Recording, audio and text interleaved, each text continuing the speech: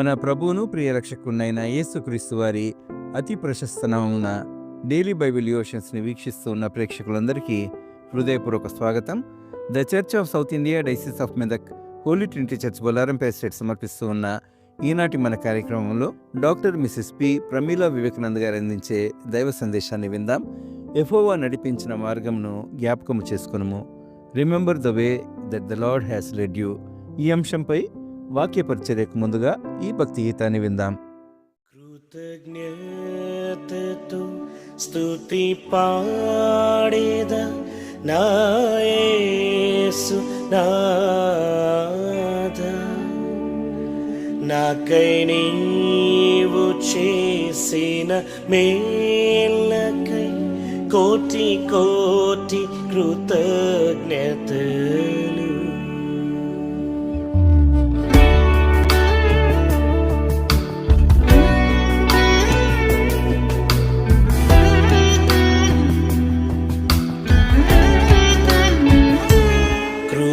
కృతజ్ఞతతో స్తుతి పాడేద నా యేసు నాథా,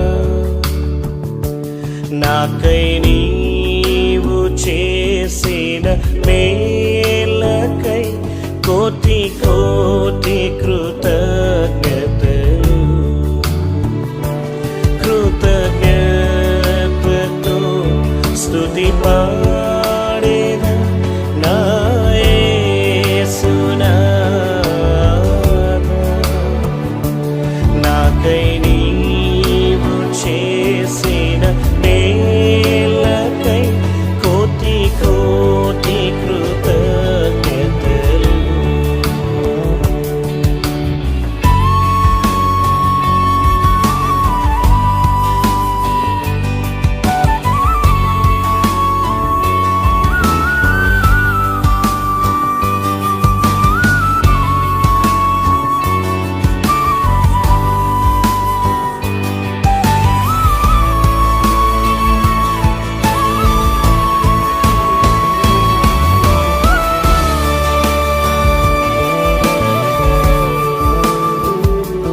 అర్హతే లేని నాపై నీదు ప్రేమ చూపిన కృపామయ,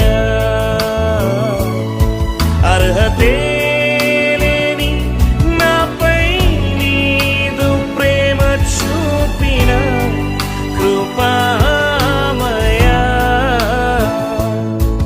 దాహూహల కంటేను అధికముగా దయచేయు ప్రేమమయ, నా ఊహల కంటేను అధికముగా దయచేయు ప్రేమమయ. కృతజ్ఞతతో స్తుతి పాడేద నా యేసు నాథా, నాకై నీవు చేసిన మేలకై కోటి కోటి కృతజ్ఞతలు.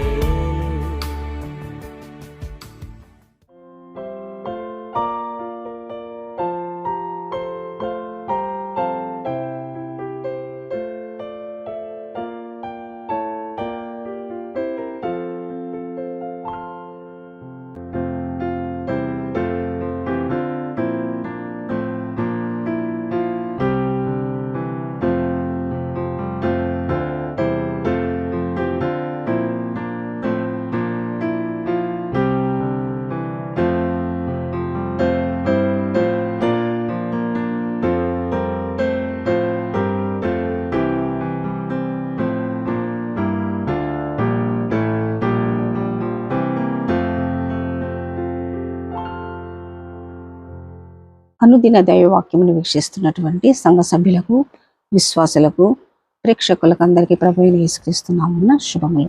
చిన్న ప్రార్థన చేసుకుందాం.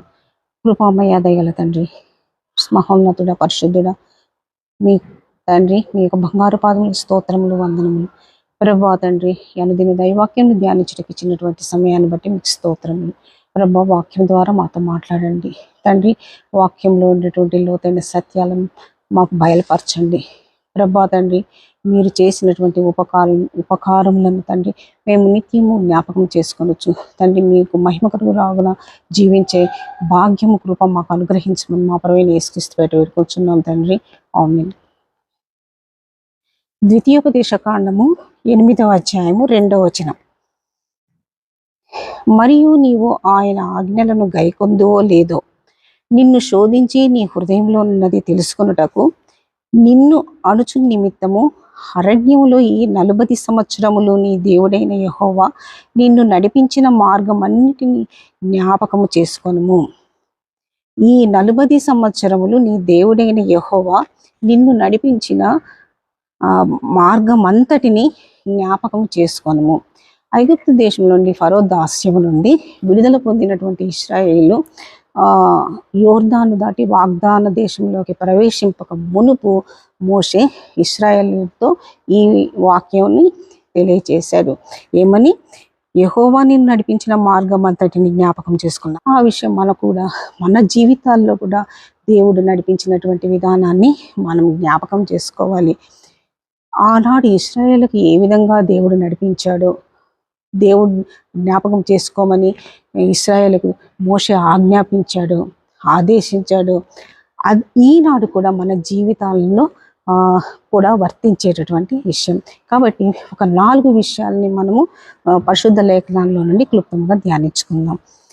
మొట్టమొదటిగా ప్రసంగి గ్రంథము 12వ అధ్యాయం 2వ వచనం.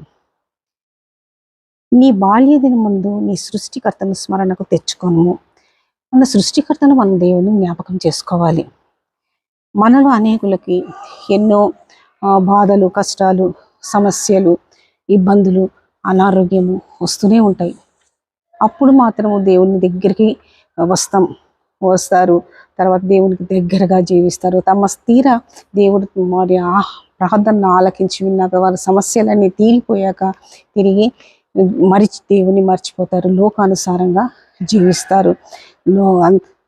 కానీ మన సృష్టికర్త అయినటువంటి దేవుడు పరమ తండ్రి మనతో నిత్యము మనతో ఉండాలా, మనతో సహవాసం కలిగి ఉండాలని ఆయన కోరుకుంటుంటాడు. నేటి సమాజంలో మనం చూస్తుంటాం, అక్కడక్కడ పిల్లలు కేవలము తల్లిదండ్రులు తన అవసరాల కోసము ఉండి వారి అవసరములు తీరాక లేదా చిన్న మనస్పర్ధలు వచ్చిన తల్లిదండ్రులతో మాట్లాడరు, వారిని మర్చిపోతారు. అంతేకాకుండా వారి యోగక్షేమాలని విచారించారు. అప్పుడు ఆ యొక్క తల్లిదండ్రులకి ఎంత మనోవేదన. మరి దేవాతి దేవుడు సృష్టికర్త అయినటువంటి దేవుడు నేల మంటి నుండి నరుణ్ణి చేసి అతని నాసికారంధ్రంలో తన జీవాయువుని ఊది జీవాత్మగా చేసిన మానవుడు దేవుణ్ణి మర్చిపోతే, సృష్టికర్తను మర్చిపోతే మరి ఆ దేవాది దేవుడు ఎంత వేదన, ఎంత బాధపడతాడో మనం గ్రహించాలి. అందుకే ఆది కాండము 6వ అధ్యాయము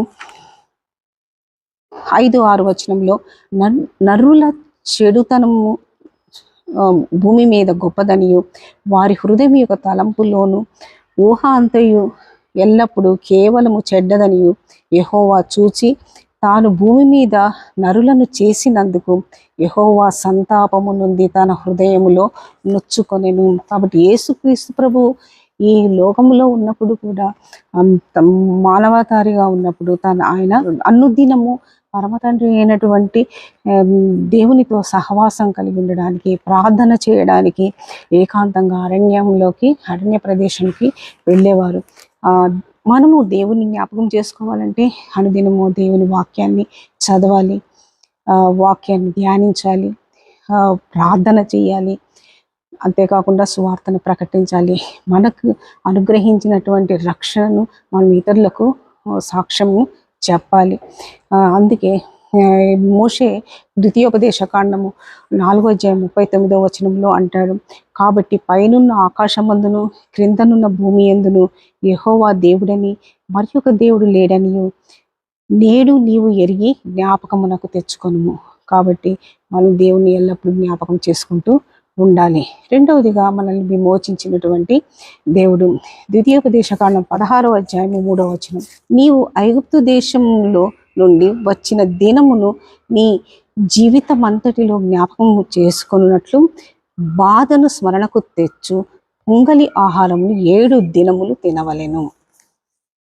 ఇక్కడ ఐగుప్తులోకి పంపినటువంటి కడవరి తెగులు ప్రథమ సంతానం యొక్క మరణం. అయితే ఇశ్రాయేలు గృహంలోకి మరణ దూత ప్రవేశింపకుండునట్లు ఏం చేశారు, ఇక్కడ గుర్తుగా వారి గడపలోకి, వారి ద్వారబంధముల మీద పస్కా యొక్క పశువు యొక్క రక్తాన్ని రాయాలని అక్కడ దేవుడు ఆదేశిస్తాడు. ఆదేశించినటువంటి విధంగా వారు చేశాక ఇశ్రాయేలు యొక్క ప్రథమ సంతానము మరణము నుండి తప్పింపబడతారు. దీన్ని జ్ఞాపకం చేసుకోవడానికి ప్రతి సంవత్సరము అబీబు మాసంలో ఈ యొక్క పండగను ఆచరించాలి అని దేవుడు వారికి ఆదేశిస్తాడు. కాబట్టి సమస్త మానవాళి కోసము క్రీస్తు ప్రభు తానే ఈ లోకానికి గొర్రెపిల్లగా, దేవుని గొర్రెపిల్లగా ఈ లోకానికి జన్మించారు. జన్మించడమే కాకుండా మన పాపములకు ప్రాయశ్చిత్తంగా ఆయన బలియాగం చేశారు. తన రక్తాన్ని శిలువలో చిందించి మరణించి మృత్యుంజయుడై తిరిగి లేచారు. కాబట్టి ఆయన యందు మనము శ్వాసముంచిన వారందరూ పాపము నుండి విమోచింపబడతారు, జీవములోనికి దాటునట్లు ఆయన చేశారు. అందుకే 1 కొరింథీ 11వ అధ్యాయము 23 నుంచి 25వ వచనంలో, దాన్ని విరిచి ప్రభు అయిన యేసు తాను అప్పగింపబడిన రాత్రి ఒక రొట్టెను ఎత్తుకొని కృతజ్ఞతాస్తుతి చెల్లించి దాన్ని విరిచి, ఇది మీ కొరకైన నా శరీరము, నన్ను జ్ఞాపకం చేసుకొనుటకై దీనిని చేయడం చెప్పాను. ఆ ప్రకారమే భోజనమైన పిమ్మట ఆయన పాత్రను ఎత్తుకొని, ఈ పాత్ర నా రక్తం వలన అయిన క్రొత్త నిబంధన, మీరు దీనిలో ఎత్తురాగున్నప్పుడల్లా నన్ను జ్ఞాపకం చేసుకున్నట్టుగా దీన్ని చేయడని చెప్పాను. ఎంత గొప్ప వాక్యము. కాబట్టి విశ్వాసులందరూ శిలువ మరణాన్ని జ్ఞాపకం చేసుకొని ప్రభురాత్రి భోజన సంస్కారంలో పాల్గొనాలి. క్రీస్తు ప్రేమలో, క్రీస్తు త్యాగాన్ని, క్రీస్తు మరణం ద్వారానే మనకు అనుగ్రహించినటువంటి విమోచనను జ్ఞాపకం చేసుకోవాలి. అందుకే 1 పేతురు 1వ అధ్యాయం 19వ వచనంలో, అమూల్యమైన రక్తం చేత అనగా నిర్దోషమును నిష్కలంకమునగు గొర్రెపిల్ల వంటి క్రీస్తు రక్తము చేత విమోచింపబడితేరని మీరు ఎరుగుదురు కదా. కాబట్టి మన విమోచనకర్త అయిన క్రీస్తు ప్రభువును అనుదినము మనము జ్ఞాపకం చేసుకోవాలి. తర్వాత 3వదిగా దేవుడు చేసినటువంటి ఉపకారములను జ్ఞాపకం చేసుకోవాలి. ఇశ్రాయేలుకు దేవుడు మన్నాను కురిపించారు, బండ నుండి నీటిని ఇప్పించారు.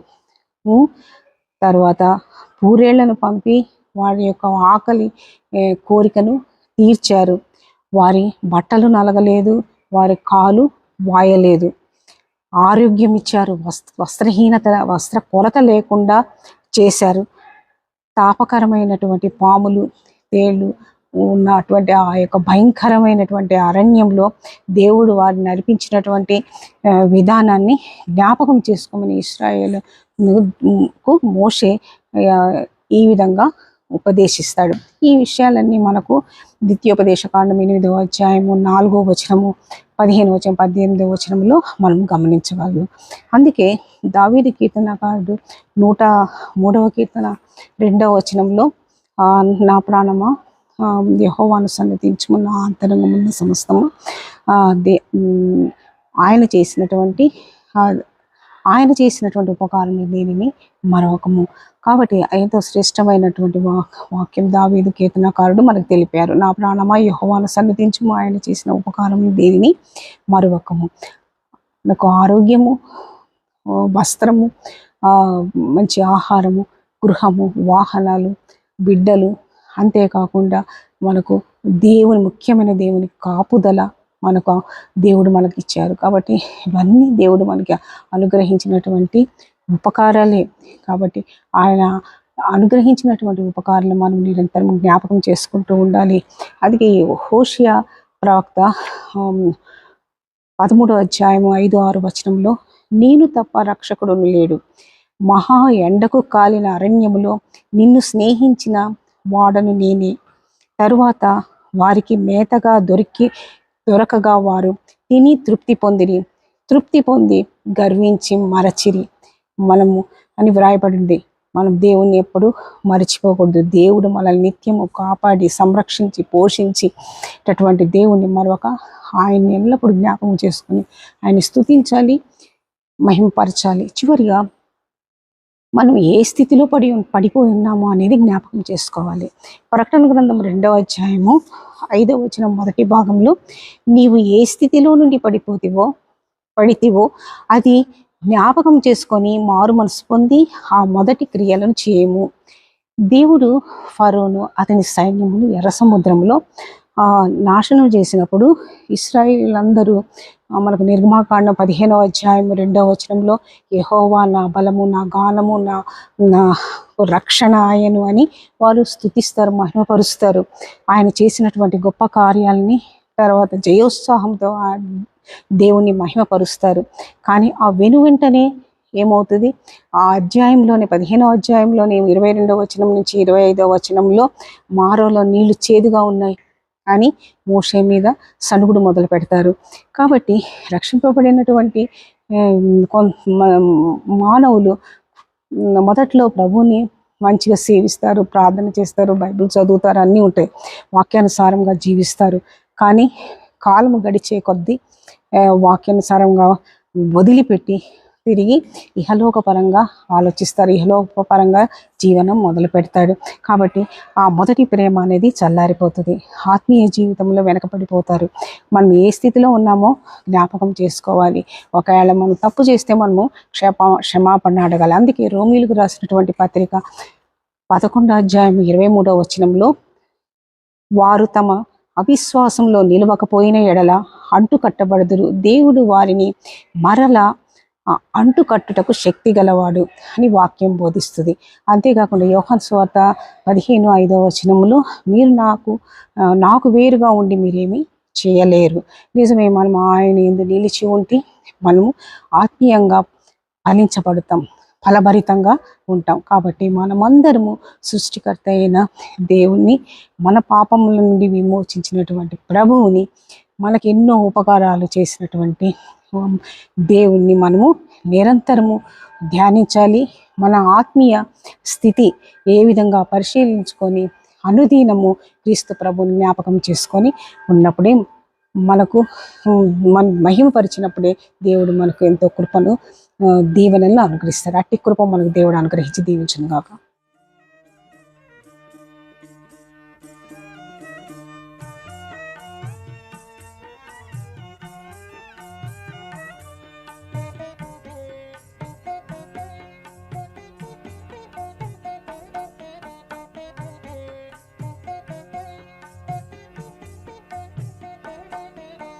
మరువకు మా మనసా లోకేశుని ఎన్నడు మరువకు మా మనసా, మరువకు మా మనసా లోకేశుని ఎన్నడు మరువకు మా మనసా. ఇలలోనైనా కలలోనైనా మరువకుమా, ఇలలోనైనా కలలోనైనా మరువకుమా, మరువకుమా మనసా లోకేశుని ఎన్నడు మరువకుమా మనసా.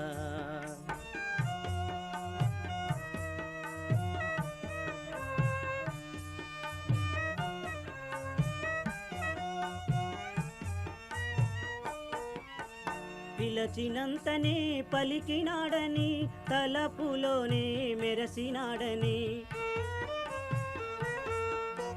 పిలచినంతనే పలికినాడని తలపులోనే మెరసినాడని, మరులుగొని మనసిచ్చినాడని, మరులుగొని మనసిచ్చినాడని, తను మనములు తనియు వేళలో మరువకుమా మనసా లోకేశుని ఎన్నడు మరువకుమా మనసా.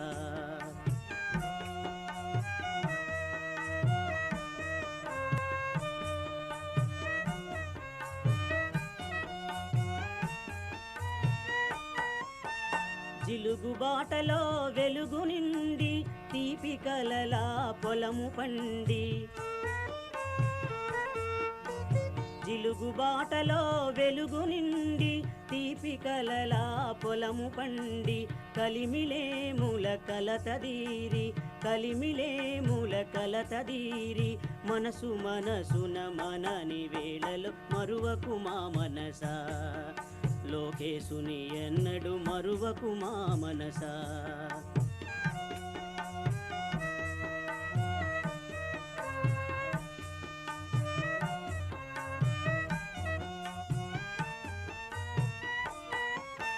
చావు బ్రతుకుల కడలిలోన కాంతి కరువై భ్రాంతి కలిగి చావు బ్రతుకుల కడలిలోన కాంతి కరువై భ్రాంతి కలిగి రెప్పపాటున పట్టు సడలిన రెప్పపాటున పట్టు సడలిన ధీరుడగుచు నడచు వేళలో మరువకు మా మనసా లోకేశుని ఎన్నడు మరువకు మా మనసా ఇలలోనైనా కలలోనైనా మరువకుమా ఇలలోనైనా కలలోనైనా మరువకుమా మరువకుమా మనసా లోకేశుని ఎన్నడు మరువకుమా మనసా మరువకుమా మనసా లోకేశుని ఎన్నడు మరువకుమా మనసా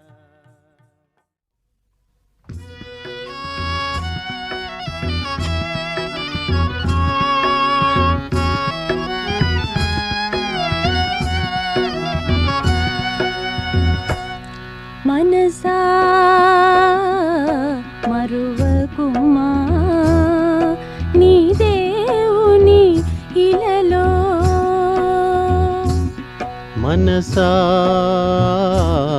మరువకుమా నీ దేవుని ఇలలో మనసా మరువకుమా నీ దేవుని ఇలలో మనసా మరువకుమా నీ దేవుని ఇలలో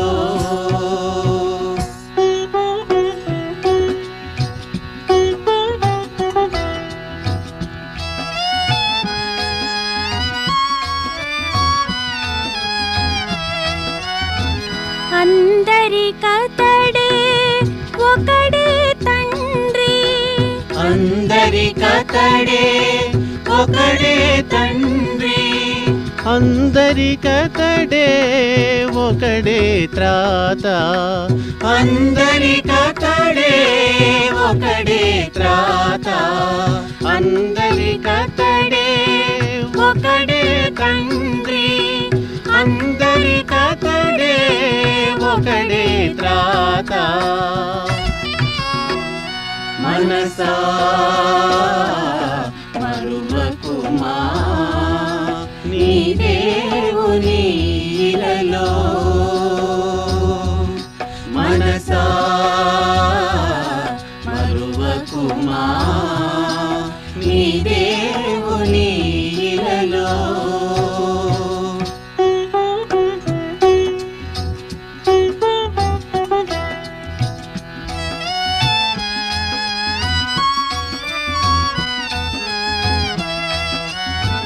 వంచన మాని మంచిని పెంచు వంచన మాని మంచిని పెంచు తరతమ భావన ఎందుకు మనకు తరతమ భావన ఎందుకు మనకు వంచన మాని మంచిని పెంచు తరతమ భావన ఎందుకు మనకు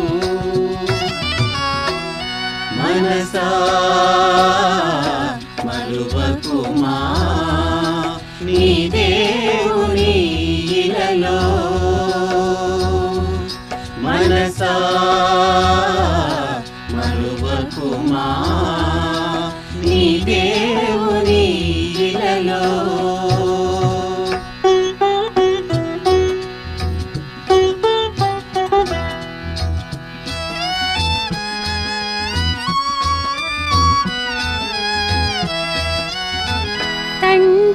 తగిన తనయుడవగుము తండ్రికి తగిన తనయుడవగుము. అప్పుడే పుడమి స్వర్గమై వెలుగు, అప్పుడే పుడమి స్వర్గమై వెలుగు. తండ్రికి తగిన తనయుడవగుము, అప్పుడే పుడమి స్వర్గమై వెలుగు. మనసా మరువకుమా నీ దేవుని ఇలలో, మనసా మరువకుమా నీ దేవుని ఇలలో, మనసా